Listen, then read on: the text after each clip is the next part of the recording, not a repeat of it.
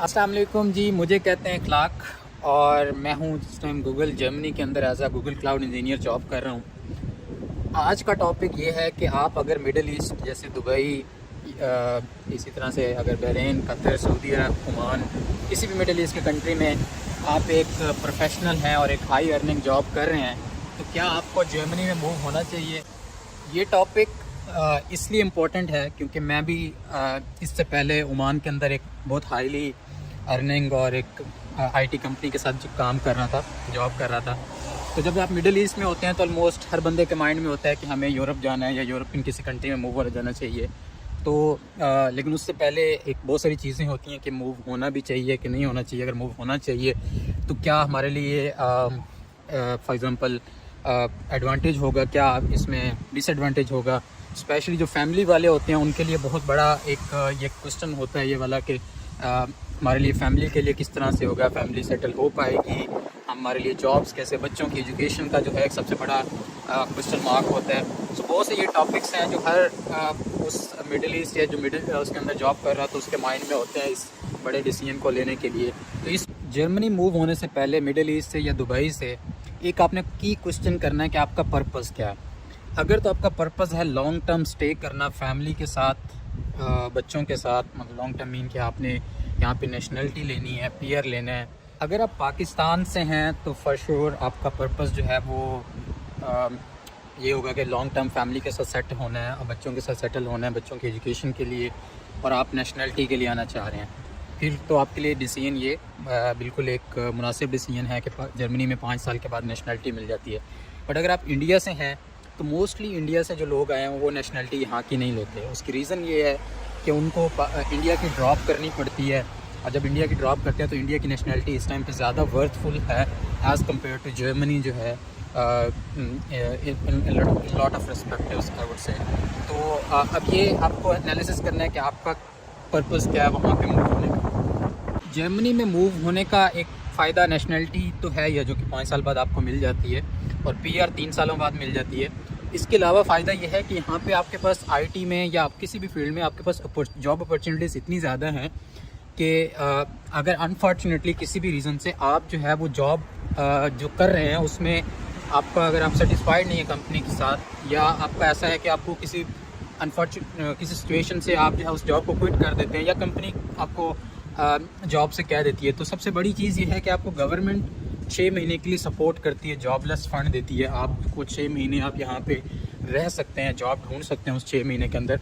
और 6 महीने बहुत ज़्यादा है यहाँ पे क्योंकि इतनी जॉब अपॉर्चुनिटीज़ हैं कि आप easily with in 1 or 2 months second job ढूंढ सकते हैं। मिडिल ईस्ट के अंदर यही सबसे बड़ा फियर होता है कि जब आपको जॉब से एग्ज़िट करा देते हैं तो आपके पास और कोई ऑप्शन नहीं होता कि आपको विद इन 1 month जो है वो आपको उस कंट्री को एग्ज़िट करना होता है, क्योंकि वो आपका सबसे पहला वीज़ा कैंसिल करते हैं और आपके पास अभी दूसरा इतनी अपॉर्चुनिटीज़ नहीं है कि आपको इतनी जल्दी विद इन 1 month आपको दूसरी जॉब मिल जाए। तो यही वजह है कि लोग जो है वो मिडिल ईस्ट से जर्मनी या यूरोप मूव करना चाहते हैं। ये सबसे बड़ा ही एडवांटेज है कि उनको जॉब सिक्योरिटी चाहिए होती है, जॉब स्टेबिलिटी चाहिए होती है, स्पेशली जब आप फैमिली के साथ होते हैं, बच्चों के साथ होते हैं।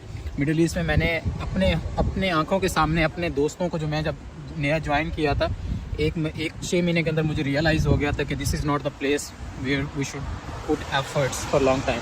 क्योंकि लोगों ने 10-10 साल 15 साल जॉब की वहाँ पे एक कंपनी में, और उसको रात को मैसेज आया कि आप सुबह चले जाएं, और उनके पास जो है वो 1 महीने का टाइम था, उसमें उन्होंने फ्लैट, गाड़ी, हर चीज़ उनको क्लोज़ करनी पड़ी और वो अपने मुल्क चले गए।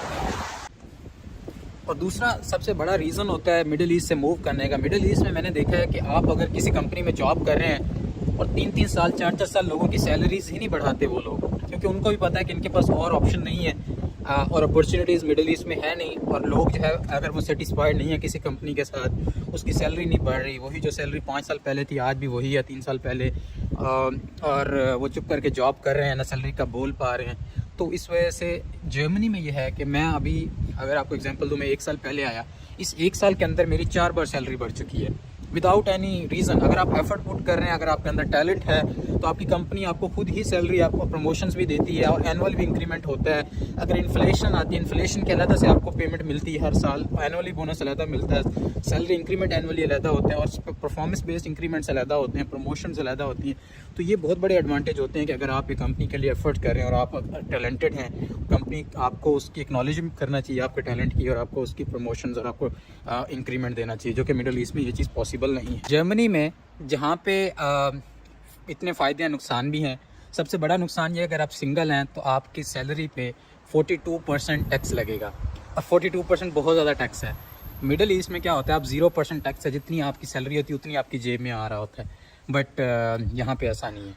तो उसका हल ये है, जैसे मैं अभी मिडल ईस्ट में $6000 पर मंथ ले रहा था, तो आप भी सेम, अगर आप जितनी सैलरी ले रहे हो और आप यहाँ पे आने से पहले जब आपको जॉब ऑफ़र हो, तो आपने क्या करना है कि उस ऑफ़र में उतनी ही सैलरी डिमांड करनी है कि टैक्स डिडक्शन 42% या 35% जो भी आप पे एप्लीकेबल है, उसके बाद उतनी रिसीव हो जितनी आप मिडल ईस्ट में ले रहे हैं। तो फिर आप यहाँ पे आकर बहुत इजीली और बड़े खुश भी होंगे और आप सर्वाइव भी कर पाए, आपको ये फील नहीं होगा कि मेरी सैलरी कम हो गई है। के साथ हैं तो आपके लिए एक फ़ायदे वाली चीज़ भी है कि यहाँ पे एक तो फैमिली वाले के लिए 35% टैक्स है। सेकेंडली क्या होता है कि अगर आपका एक बच्चा है तो आपको €250 पर मंथ गवर्नमेंट की जो बच्चों का एक फ़ंड होता है वो देती है, और अगर आपके 2 बच्चे हैं तो आपको 500, और अगर आपके 3 बच्चे हैं तो आपको जो है वो €750 मिलेगा, और ये बहुत बड़ी अमाउंट होती है। €750 बच्चों की एजुकेशन यहाँ पे वैसे फ्री है। ड्रॉबैक है, जो मिडल ईस्ट से आते हैं उनको आदत हो चुकी होती है बड़ी बड़ी गाड़ी की, और दूसरी चीज़ ये कि वहाँ पे बहुत ज़्यादा लोकल्स अवेलेबल हैं, फैमिलीज़ जो है वो बोर नहीं होती, फैमिलीज़ का मिलना जुलना होता है, अपना होम कंट्री बिल्कुल पास है। यहाँ पे जर्मनी में आते हुए उनकी फैमिलीज़, यहाँ पे सबसे बड़ा फैक्टर लोनलीनेस है। इतना अकेलापन है कि आपके बच्चे और आपके बीवी इस डिसीजन के बाद शायद आपकी लाइफ जो है बहुत ही मिज़रेबल हो जाए, कि इतनी डिफ़िकल्ट हो जाए आपकी फ़ैमिली की लाइफ, क्योंकि आप सारा दिन जॉब पे हैं, पीछे आपकी वाइफ जो है अकेली हैं, और यहाँ पे कोई मिलने वाला नहीं है भाई, सीधी सी बात है, यहाँ पे आपको एक अकेलापन झेलना पड़ेगा। और जब ये फैमिली, अगर आपकी फैमिली सफ़र करेगी तो डेफिनेटली आप भी सफ़र करेंगे, ये आपको माइंड में रखना है, क्योंकि एक छोटे से फ्लैट में आपकी सारा दिन फैमिली नहीं बैठ सकती, और शाम में स्पेशली विंटर में इतनी ठंड होती है, आप बाहर जा नहीं सकेंगे ज़्यादा।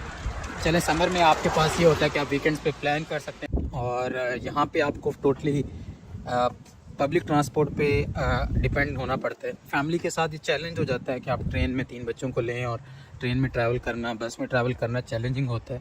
गाड़ी यहाँ पे आप ले सकते हैं, जॉब वाले ले सकते हैं, लेकिन गाड़ी कहाँ, यहाँ पे काफ़ी एक्सपेंसिव है। 20,000 30,000 तक की गाड़ी, यूरो की गाड़ी हैं। मिडल ईस्ट में बहुत सस्ती गाड़ी होती है। फिर गाड़ी लेकर उसके बाद मंथली जो उसकी आपको देने होते हैं इंश्योरेंस और बहुत सारी चीज़ें पार्किंग के, तो वो थोड़ा एक्सपेंसिव हो जाता है मैनेज करना। तो ये एक दूसरा ड्रॉबैक है। अगर आपकी फैमिली गाड़ी की बिल्कुल आदी है तो पब्लिक ट्रांसपोर्ट पे आप उसको उनको लेके जाएंगे तो डेफिनेटली वो एक चैलेंज होगा। लेकिन ऐसा नहीं है कि यहाँ पे पब्लिक ट्रांसपोर्ट बहुत अच्छी है। आपके घर के बिल्कुल गली के साथ ही बस स्टेशन होंगे, ट्रैम होंगी, ट्रेन पूरे जर्मनी, पूरे यूरोप के अंदर कनेक्टेड हैं।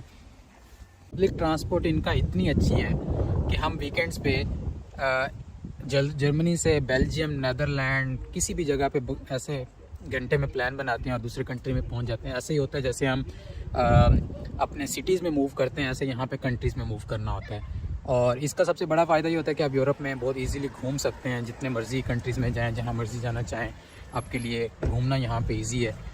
डेफिनेटली यहाँ पे घूमने की प्लेसेस भी हैं, लाइफ एंजॉय करना चाहते हैं, स्पेशली अगर आप ट्रैवल। यहाँ पे बहुत से फ़ायदे हैं, बहुत से नुकसान हैं। अब आपको डिसीजन करना है कि आपके लिए क्या फ़ायदा है, क्या आपके लिए चीज़ ऐसी है जो हर्डल होगी। बट मैं रिकमेंड करता हूँ, सिंगल्स अगर आप हैं तो आपको बगैर सोचे डिसीजन लेना चाहिए, यहाँ पे आएँ और आके अपना जल्दी से लैंग्वेज पे फोकस करें और नेशनलिटी लें, उसके बाद जाके मिडल ईस्ट में बैठ जाएँ। क्योंकि मिडल ईस्ट में जब आप जहाँ पे नेशनलिटी जब यहाँ की होगी और आप जाके मिडल ईस्ट में जॉब करेंगे तो आपको हाई पेइंग जॉब मिलती है। और अगर वहाँ पे आपके साथ अनफॉर्चुनेट कोई सीन होता है तो आप किसी भी टाइम वापस जर्मनी आ सकते हैं, यहाँ पे आपको दूसरी जॉब मिल जाएगी। और इवन सेम फैमिली के लिए भी है। और अगर आपकी फैमिली 5 साल सफ़र आपके साथ रह सकती है यूरोप में, इसमें आप यूरोप घूम भी सकते हैं, तब पूरी फैमिली को 28 कंट्रीज़ आप दिखा सकते हैं। और उसके बाद आप दोबारा से मिडल ईस्ट, जब नेशनलिटी मिल जाए आपको और आपके बच्चों को, आप दोबारा मिडल ईस्ट जाएँ, मिडल ईस्ट में आपको ईज़िली दोबारा जॉब कोई मिल जाएगी और आप वहाँ पे रहें, लाइफ ईजी है वहाँ पे।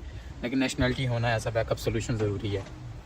आपको वीडियो अच्छी लगी है और अगर आपको इससे कोई फ़ायदा हुआ है तो आप मुझसे कुछ चीज़ पूछना चाहते हैं, आप मुझसे कॉन्टैक्ट भी कर सकते हैं कमेंट सेक्शन में, या कोई मैं आपको अपना ईमेल दे दूंगा या कोई कॉन्टैक्ट एक्सचेंज कर दूंगा।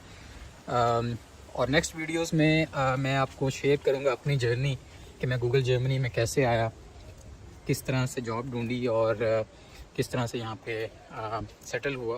तो अपनी जर्नी और डेफिनेटली प्रोसेस भी कि आप भी कैसे मिडिल ईस्ट से जर्मनी आ सकते हैं और क्या चीज़ें ऐसी हैं जहाँ जो आपको करनी चाहिए जॉब ढूंढने के लिए, और किन चैनल से आप जो ढूंढ सकते हैं। शुक्रिया देखने के लिए, और अगर आपको वीडियो पसंद आए तो लाइक और सब्सक्राइब कर दें। Thank you.